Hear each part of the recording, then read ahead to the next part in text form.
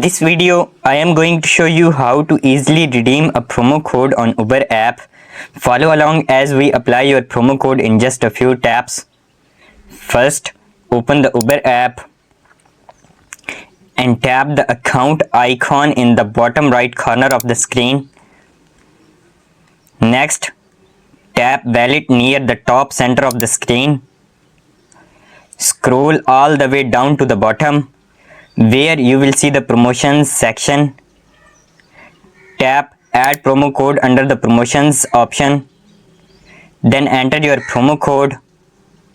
After entering the code, tap add to apply it. That's it, your promo will now be available for eligible rides. Make sure to check the expiration date and any restrictions that may apply to the promo. If you found this video helpful, be sure to hit the like button and don't forget to check the description for top products and awesome deals you wouldn't want to miss.